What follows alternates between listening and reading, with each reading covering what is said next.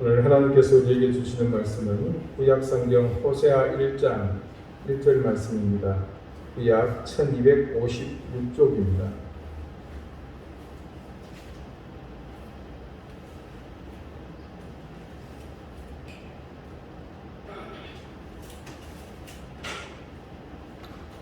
호세아 1장 1절 말씀을 제가 읽겠습니다. 이제 다 같이 자리에서 일어나 하나님의 말씀을 경청하십시오.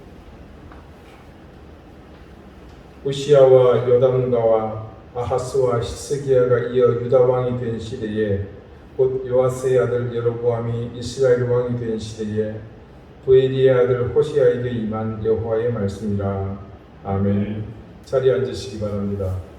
하나님께서 이 말씀으로 우리에게 은혜 주시기 원합니다.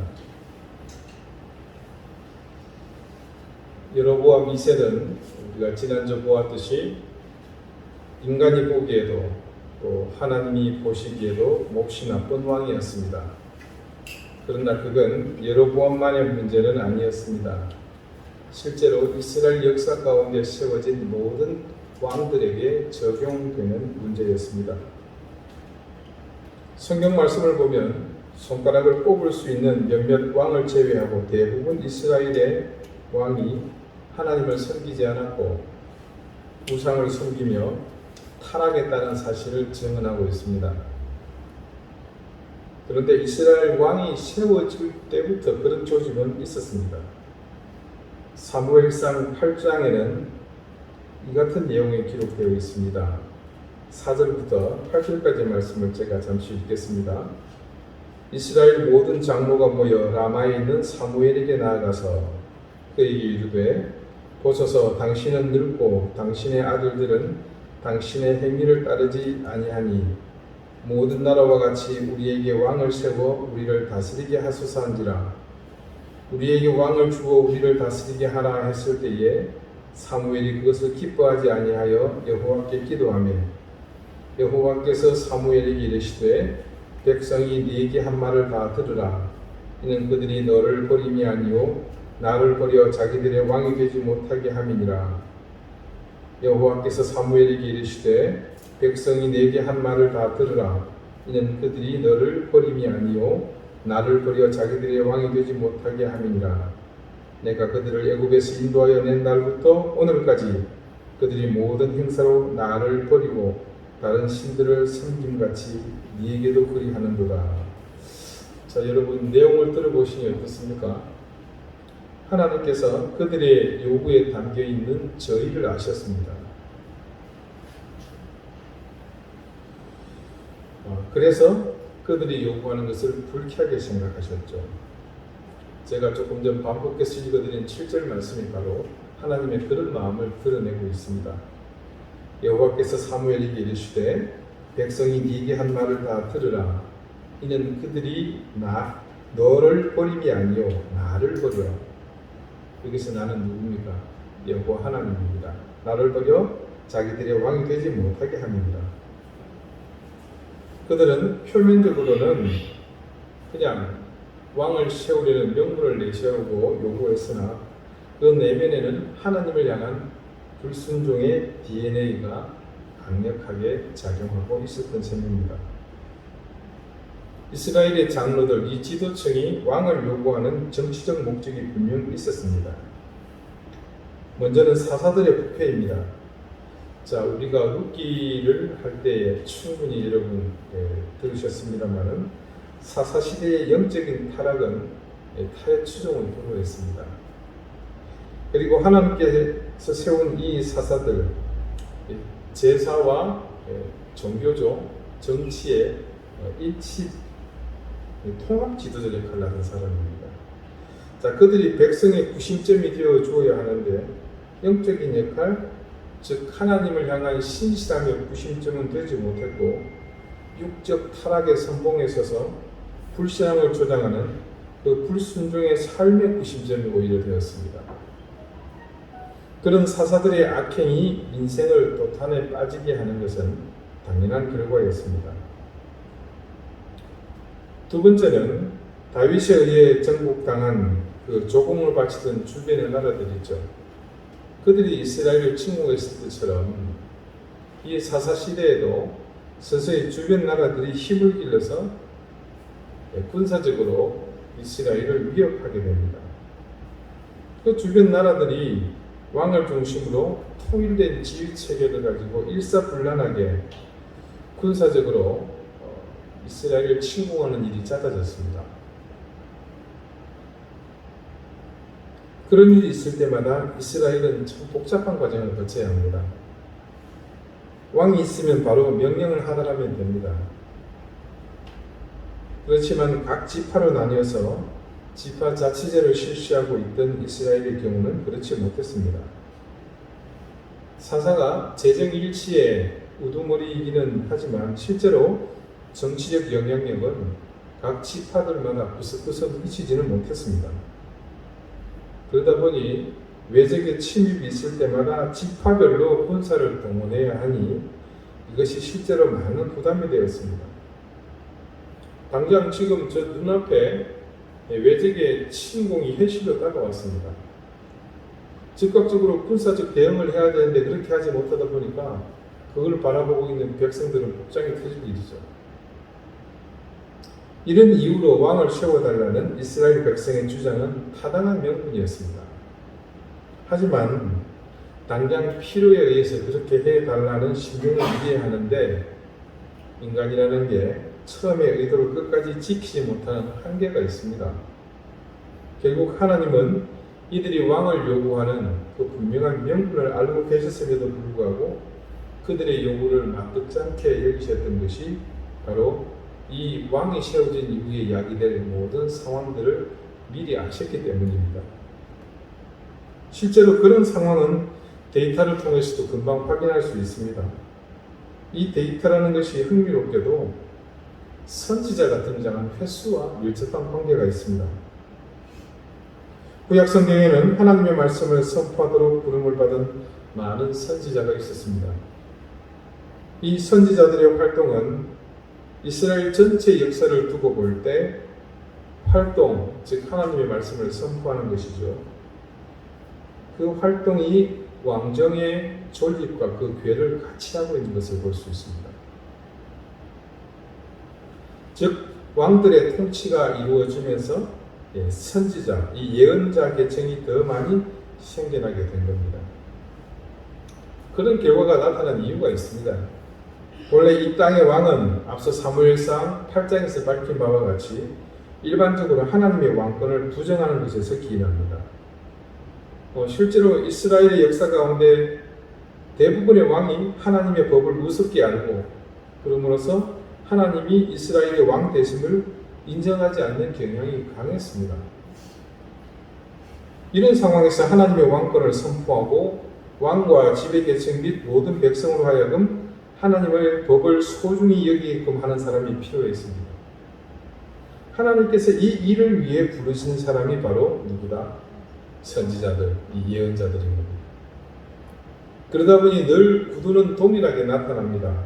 예언자는 지상의 왕권에 맞설 수밖에 없었고 그러다 보니 왕정의 존립과 그 흐름을 같이 한다는 것은 일리가 있는 말입니다. 자, 여러분 그런 정점에 있었던 대표적인 왕을 꼽자면 이스라엘의 아합과 같은 왕을 꼽을 수 있습니다. 그리고 또 한 사람을 얘기하라고 하면 대부분의 신학자들은 주저함 없이 여로보암을 꼽습니다.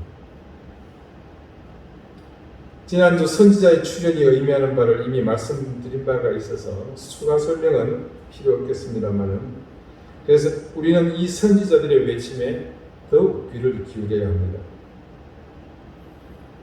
여러분 역사의 주관자는 누가 뭐래도 하나님이십니다. 권력을 가진 사람이라 막강한 군사력을 가진 사람, 어떤 세력이 있겠죠. 혹은 엄청난 재물을 가진 누군가가 세상을 좌우할지 모르지만 인류의 역사 가운데 그런 사람들은 잠시 나타났다가 사라졌습니다. 모두 기억 속에서 사라지고 없습니다. 단지 누군가에 의해 전해지거나 문서 속의 이야기로 남아서 좋게 혹은 불쾌한 교훈으로 남아있을 뿐입니다. 역사의 주관자이신 하나님께서 그때마다 그 시대의 상황과 그 인생들의 모사를 보시고 가장 적절한 해법을 그 선지자들을 보내셔서 그 입술로 선포하게 하셨던 거죠. 그런 면에서 그 시대 선지자들의 외침은 모든 것을 해결할 수 있는 유일한 방편임을 인정하지 않을 수 없습니다. 다시 오늘 본문 말씀에 선포되었던 시대로 돌아가 봅시다. 여로보암 2세 때의 시대는 영토를 확장하고 활발한 대무역에서 많은 것을 얻게 되고 그것에 힘입어 경제적으로 크게 번영하던 때는 맞습니다. 하지만 지난주 말씀처럼 그 시대는 육적으로나 영적으로 합심해서 양쪽 모두 부족함 없이 타락한 시대였습니다.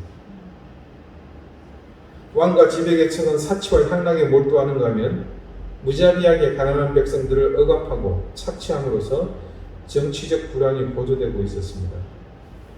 그러다가 여로보암 2세가 죽습니다. 그가 죽고 난 뒤 예상했던 대로 국왕국 이스라엘은 모든 면에서 걷잡을 수 없는 파국으로 치닫게 됩니다. 여로보암이 죽고 아들 스가랴가 왕위에 오르는데요. 6개월 만에 반란이 일어납니다. 그 반란의 주동자는 살룸인데 그 살룸에 의해서 살해당합니다. 그렇게 왕위에 오른 지 6개월밖에 안 된 스가랴를 죽인 살룸은요.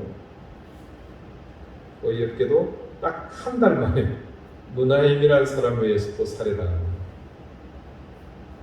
그렇게 므나임이 왕권을 잡은 후에는 당시 강대국에 있던 아수르의 디글랏 빌레셀에게 조공을 바치면서 아수르와 화친을 맺습니다.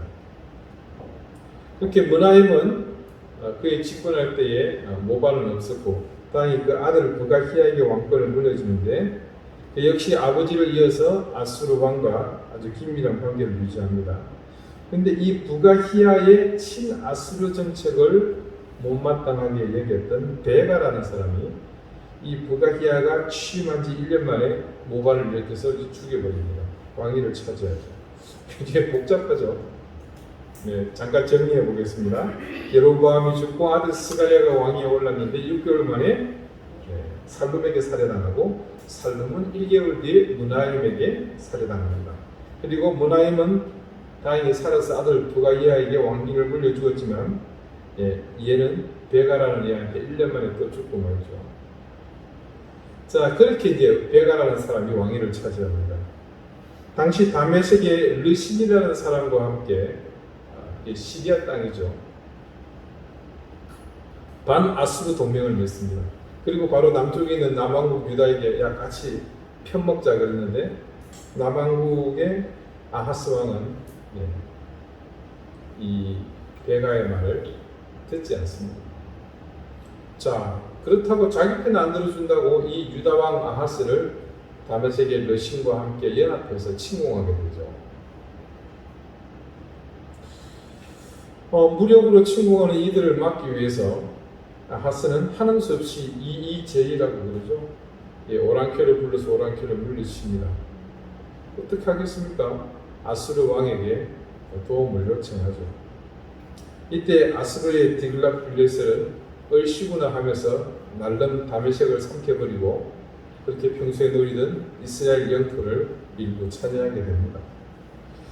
자, 그런 정치적인 실정이 있으니까 이때 호세아라는 사람이 이 베가를 쳐 죽이고 맙니다. 이제 베가도 등극한 지 4년 만에 그렇게 됩니다. 이 호세아는 여러분 우리가 말하는 선지자 호세아와 동명이인입니다. 이스라엘의 실제적 마지막 왕이죠. 이 호세아는 왕위를 찬탄하고 다시 아수르의 디글랏 빌레셋과 어려울 때 도움을 줬으니까 일단 좋은 관계를 유지합니다. 그런데 이 디글랏 빌레셋이 죽거든요. 그리고 그의 아들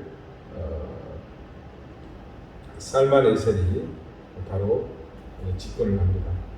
이 디글랏 빌레셋이 죽자마자 호세아는 바로 라인을 갈아탑니다.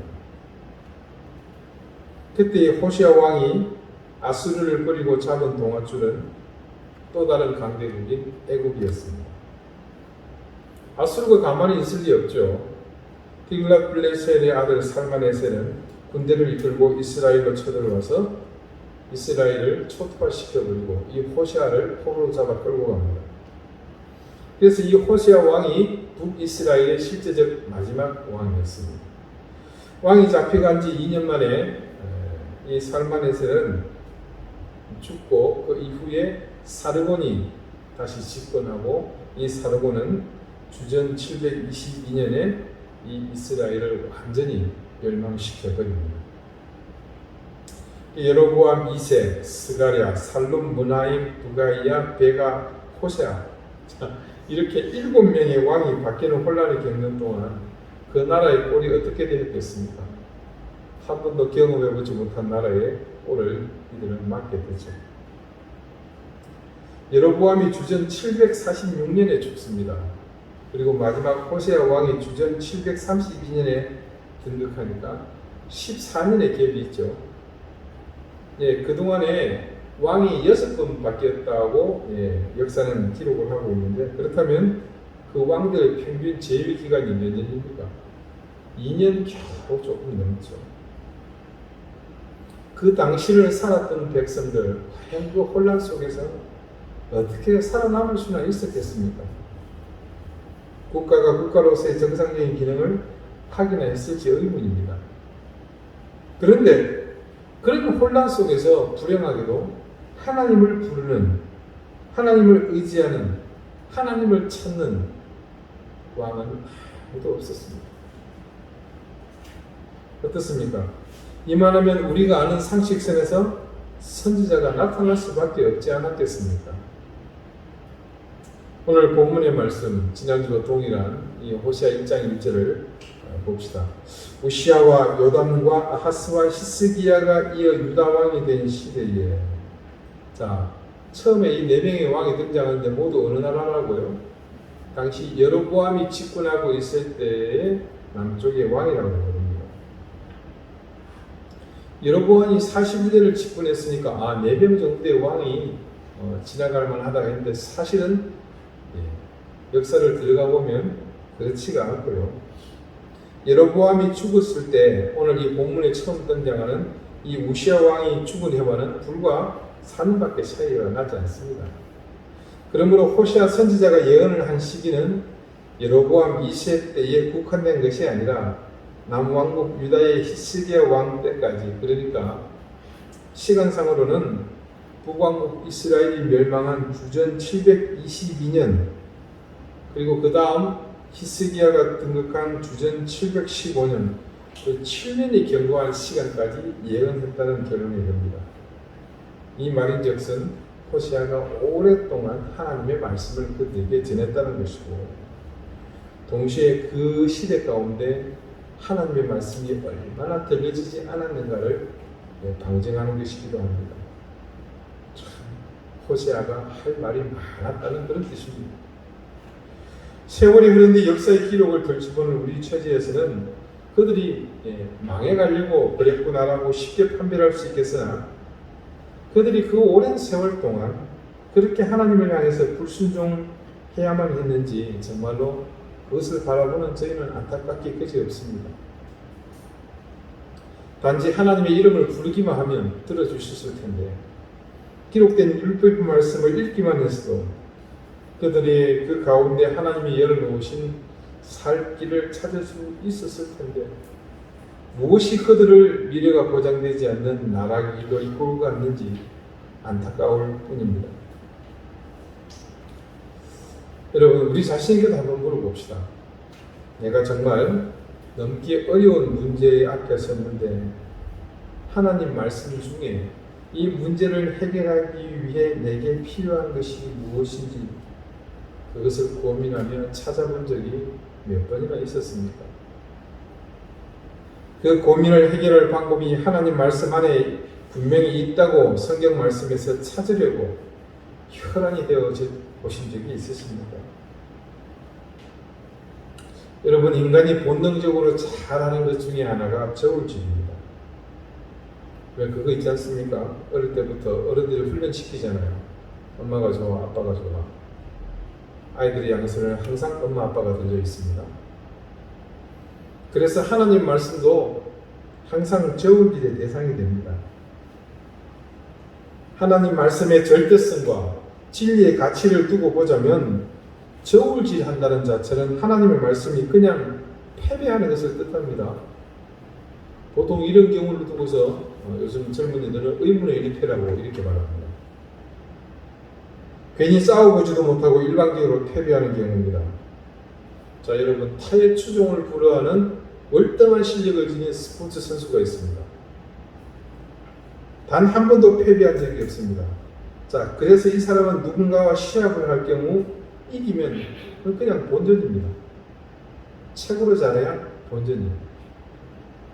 그 사람에게 있어서는 최고로 잘해야 그냥 본전인 겁니다. 그가 최고이기 때문이죠.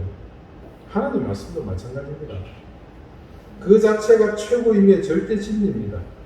그런데 그런 하나님의 말씀이 비교되고 저울질된다면 그냥 그것은 하나님 말씀이 일방적으로 이유도 모른 채 인간에게 패배당하는 겁니다. 그런 면에서 본다면 이스라엘의 역사를 두고 볼 때 하나님의 말씀은 온통 패배의 역사라고 해도 과언이 아닙니다. 사사기부터 시작해서 사무엘 상하, 열왕기 상하, 역대 상하, 그리고 모든 구약 성경 속의 선지서는 모두가 하나님이 당하신 의문의 패배를 기록한 책이라고 할 수 있습니다. 그런데 놀라운 것은 그런 패배를 거듭 당하신 하나님이 구차하게 사람을 보내서 다시 어떻게든 이기려고 하셨다는 사실입니다. 하나님이 선지자를 보내신 상황은 누가 뭐래도 그런 상황입니다. 조금만 시각을 달리하고 보면 딱 그런 구도 아닙니까? 이스라엘이 멸망해가는 과정에서 하나님이 수도 없이 외치도록 하신 선지자들은 어떻게든 패배를 만회해 보려고 하시는 하나님의 몸부림이라고 해도 과언이 아닙니다. 그런 시대에 호시아에게 하나님의 말씀, 따바르, 히브리어로 말씀을 따바르라 이렇게 부릅니다. 그 따바르가 임했습니다. 여기서 우리말 임하다로 번역된 하야흐는 창세기에서 창조의 과정에서 주로 사용되었던 동사입니다. 가령 여러분 창세기 1장 2절에 땅이 혼돈하고 공허하며에서 혼돈과 공허가 존재하는 양태, 하고 하며가 이 하야흐가 있어요. 조금 용례가 틀리죠. 자, 그런데요 3절에 하나님이 이르시되 빛이 있으라 하시니에서 있으라 하시니에 해당되는 단어가 바로 이 또한 하야입니다. 5절에 저녁이 되고 아침이 되니 이는 첫째 날이니라. 저녁이 되고 아침이 되는 이 상황이 또한 하야입니다. 자, 이렇게 창세기 1장이 31절까지 있는데 그 창세기 1장에 무려 이 하야 동사가 27번이나 사용되어 있습니다. 구약 성경 전체를 통틀어서 3561회라는 어마어마한 횟수가 사용됩니다. 여러분, 창세기 1장이 가지는 의미는 정말 특별합니다. 그곳에서는 인류의 모든 기원, 우주의 기원이 밝혀지고 있는 장면이기 때문입니다. 그곳에 이 하야흐가 거의 매 절마다 사용되었다는 사실을 볼 때 하야흐는 그냥 단순한 동사가 아니라 하나님께서 이 세상을 만드시고 다스리시는 당신의 그 존재를 표현하는 상징적인 단어였습니다.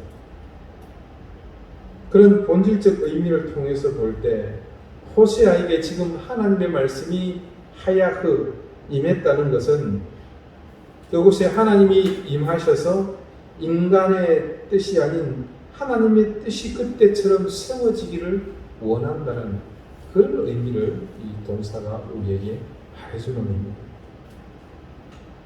왕들에 의해 아니 인간들의 욕심의 우두머리가 원하는 방향 때문에 일그러지고 훼손된 하나님의 말씀, 인간의 허황된 욕망으로 인해서 쉴 새 없이 흐트러 놓았던 이 말씀의 현장을 다시 바로 잡아야겠다는 의지가 바로 이 하야흐에 담겨 있습니다.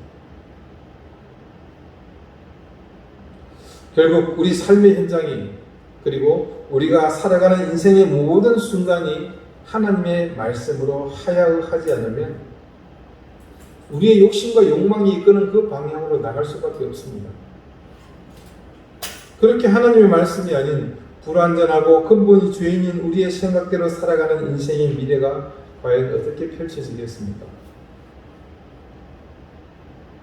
성경 말씀이 연속된 하나님의 하야가 실패한 기록이라면 하나님께서 그 역사의 순간순간에 하야흐의 패배를 우리에게 기록하셔서 보시게 한 의도가 어디에 있겠습니까?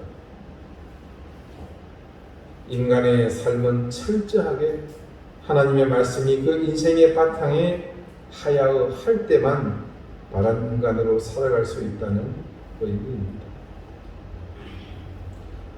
우리 인생의 모든 왜곡된 길이 바로 잡히는 유일한 길은 하나님의 말씀이 우리 가운데 하야할 때입니다. 반복되는 실패와 좌절 그리고 그로 인해 우리가 매 순간 경험하게 되는 절망을 벗어버릴 길도 하나님의 말씀이 우리 가운데 임하실 때 하야할 때입니다. 어느 시대든 예외는 없습니다. 항상 하나님의 말씀은 모든 것보다 더 중요하고 엄중한 것이었습니다. 더군다나 시절이 악하고 불법이 성행할 때면 그 말씀이 가지는 무게는 더욱 가중되었습니다. 그만큼 하나님의 말씀이 움직이고 생명력을 발휘한다는 것은 세상을 바로 세우기 위한 역할이 있었기 때문입니다. 그런 면에서 하나님의 자녀들이 가지는 역할은 모든 시대에서 조명되어야 합니다. 지금 이때는 교회의 역할이 대단히 많이 축소되었습니다. 그리고 요 몇 년 사이 교회는 사회에서 심지어 설 자리조차 잃어가고 있습니다. 그렇다고 해서 교회를 대신할 다른 대안이 있느냐면 그렇지도 않습니다. 세상이 뭐라고 하든 지금 이 시대의 위기도 헤쳐나갈 유일한 길은 하나님의 말씀밖에 없습니다. 그 말씀이 이 땅에 살아 숨쉬고 그분의 공의와 진리가 세상을 뒤덮어야만 희망이 있을 뿐입니다. 그리고 그 일은 다른 누구도 아닌 우리가 해야 할 일입니다. 그리고 그 시작은 우리에게서 하나님의 말씀이 하야흐 하는 것에서부터입니다. 여러분 자주 말씀을 보십니까? 우리는 예를 들어서 화요일부터 금요일까지 매주 4일 동안 큐티의 말씀을 나눕니다. 그것을 읽으면서 은혜를 받는다면 너무 감사한 일입니다. 그런데 거기서 머물면 안 됩니다. 크든 작든 어떤 말씀을 대하든지 그 말씀이 여러분의 눈에 보여지고 뇌리 속에 인식되어 감동과 은혜를 주는 그 순간을 넘어서 여러분의 삶에 하야흐 하는 단계까지 나아가야 합니다. 작은 것에서부터 우리의 삶의 모든 분야가 말씀에 의해서 해석되고 지배되게 하십시오. 어떤 것이든 내가 선택하고 혹은 판단해야 할 상황이 생기면 손익을 따지거나 이해관계를 보기보다는 말씀은 내가 어떤 것을 선택하라고 하시는지 내게 하야하고 있는 말씀을 통해서 하십시오. 그렇게 되면 어느 순간부터 나의 모든 상황에 말씀하시는 하나님의 인도하심을 깨닫게 됩니다. 끝으로 제 개인적인 이야기를 하는 것을 양해 바랍니다. 여러분도 잘 아시겠지만 2017년 11월 이후 지속된 어려움 속에서 저는 목회자이기 때문에 늘 하나님께 해답을 찾으려고 노력해왔습니다. 말씀과 비추어 볼 때 그리고 그리스도인의 신앙 양심으로 볼 때 도저히 이해되지 않는 상황들이 올 때는 참 사람인 저의 마음을 무너지게 했습니다. 더욱 큰 것은 인간에 대한 배신감입니다. 그리고 그 배신을 불러일으킨 재물의 농가는 사실상 모든 것에 대한 희망마저 잃어버릴 정도였습니다. 그런데 놀라운 것은 모든 상황 가운데 그 상황을 수용할 수 있는 길을 열어주시는 그 상황을 깨닫게 하시는 하나님의 말씀이 그때마다 저에게 주어졌습니다. 그래서 저희 아내도 동일한 경험을 했습니다. 말씀이 우리의 상황 속으로 하야흐 하신 것입니다. 원망과 한숨과 저주가 아니라 하나님의 방법을 구하고 신앙을 잃지 않으려고 붙드는 우리에게 하나님은 그렇게 말씀으로 매 순간 하야흐 해 주셨습니다. 그렇게 우리 가운데 하야흐 하신 말씀은 모든 고난과 역경을 감당할 수 있도록 해 주셨습니다.